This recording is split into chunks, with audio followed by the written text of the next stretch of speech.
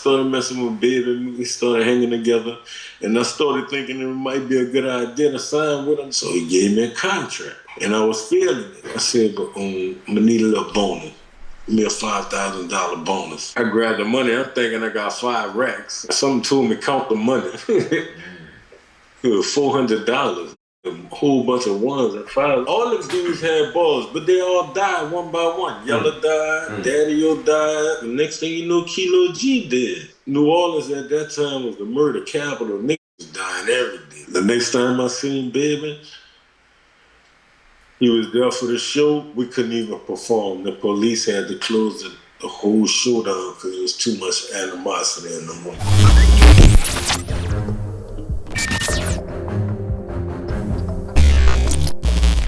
I go back to where I started with Rolling and Goldfingers. That's when I was introduced into Baby, Brian Williams, Cash Money Records. Baby used to come over there by Rolling and buy songs because he had UNLV and they was doing their little thing. They was doing concerts at the time. They was creating the buzz in the city. So when Baby heard my mixtape, Baby wanted to sign me immediately. But the only problem was they was from Uptown. It was almost like the same thing with how I felt with Lil J and Rap A Lot. Like I didn't really fit in. That's heavy. Say, bro, what Cash Money was he at the time? Was UNLV already out, or was Manny Fresh on? Yeah, UNLV hadn't already came out. Yeah. All the dudes had balls, but they all died one by one. Yella died, Daddy-O died. I was like, damn, all these niggas dying. Daddy-O, me and Daddy was chilling together. He used to live right there in the 7th Ward with me. Daddy was a Cash Money artist? Cash Money. And then Kilo G. Me and Kilo G used to be in Rolling studio all the time. Next thing you know, Kilo G did. You know what I mean? And I don't know, it was just New Orleans at that time was the murder capital. Niggas was dying every day. Every day. It was ridiculous how many funerals I went to that year, 90, when we peaked as the murder capital. So I started messing with Cash Money. I started messing with Baby. We started hanging together. Baby would come pick me up. He'll call me. You know, back then we had cell phones. He'll call my phone or he'll beat me. He'll just come get me just to go ride around with him. Birdman, classic Birdman. He always was sly. He driving a beautiful whip with leather in it. He's fresh to death. That was just Birdman. He always been that way. Even, I'm talking about the young Brian that I knew since he was young. He always was like that. He liked to dress fresh, jump sharp. He did. That was Birdman. And so we used to ride around the city together and shit. He'd be talking about how, you know, I'd be the perfect artist for Cash Money Records. So he gave me a contract. And I was feeling it. And I was like, all right, I'll sign. And I said, but I'm gonna need a little bonus. Give me a $5,000 bonus, you know? And Birdman agreed to it. He said, come to my house tomorrow. I go to his house the next day. I'm chilling with the nigga. Slim come out with the contract. Slim, always quiet. He don't even talk. They used to sketch me out anyway. I ain't never knew what this nigga was thinking. This nigga walking around and don't say a word. He did. He gave me the contract. I signed the contract. Slim go in the back with the contract. Then he come back out with a knot of money. I grabbed the money. I'm thinking I got 5 racks. I'm happy. I'm thinking I'm about to walk out the door. Something told me count the money. It was $400, nigga. A whole bunch of ones and fives. I felt so played, bro. I was like, what? I said, babe, this ain't $5,000. You know, I'm gonna just keep giving it to you as we go along, you know. I'm like, yeah? All right. Yeah, so I felt played. I took them $400. I ain't never called Baby back. Baby tried to call me. I ain't answer. Here's the funny part about me signing them. I was 17 years old. Legally, I wasn't old enough to sign the exclusive contract without parental consent. Yeah, so he couldn't even sue me. I was supposed to have some kind of parental consent there, and that's how I beat that. So he couldn't sue me because of that. Plus, Baby didn't want to sue me anyway, because shortly thereafter, after I left him alone, that's when I met Roderick Smith. And that's a whole nother entity. When I hooked up with Roderick, Baby didn't want to go against that grain at all. This the part where Roderick comes into the story. Say, bro, I'm going to cut you off. And I kind of want to introduce him and I want to bring him in, but I want to ask you this before we close out and get into Roderick.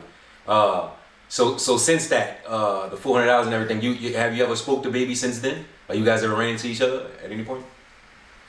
What happened was,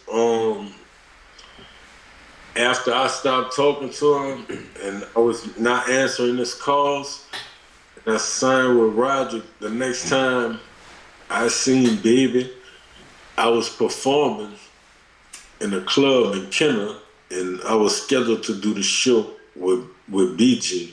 Both of us was on stage together the same night, and that's the next time I seen him. So you might want to take another break, because that's the whole next episode where the whole beef start with BG and everything. The next time I seen Baby, he was there for the show. We couldn't even perform. The police had to close the whole show down because there was too much animosity in the room.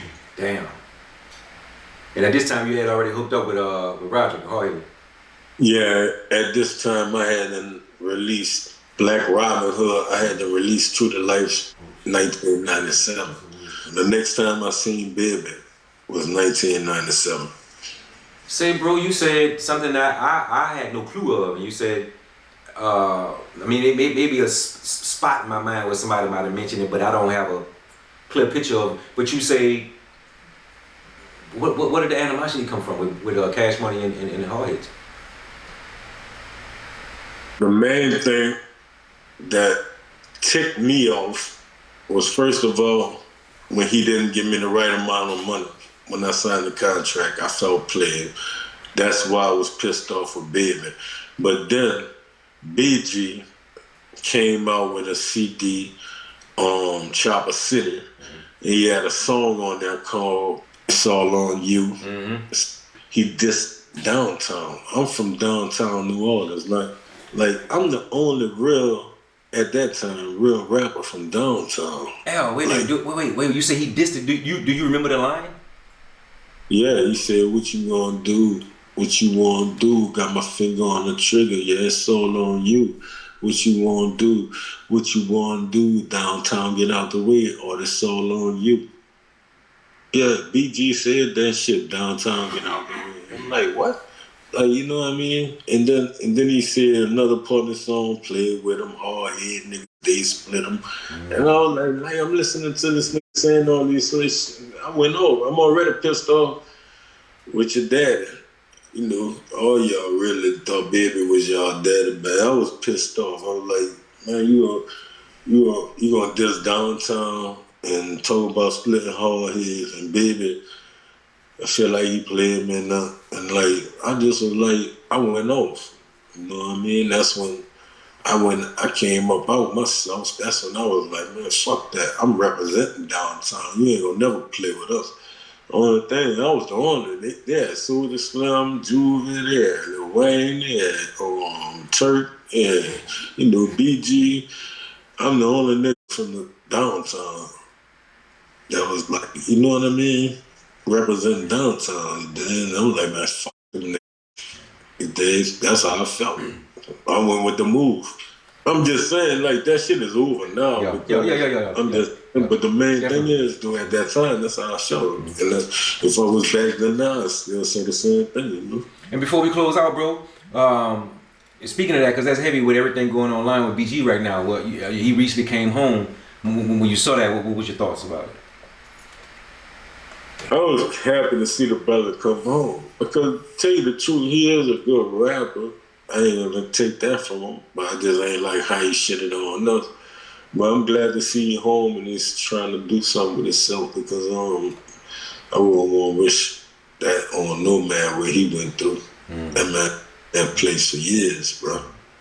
And it ain't nothing personal. It was never nothing personal between me and them. It was really all music shit to me. But you know, uptown and downtown, we always did have a personal beef too. So you know, that played a part. But after Katrina, and I was hitting same spaces, all that shit over with. If she asked me.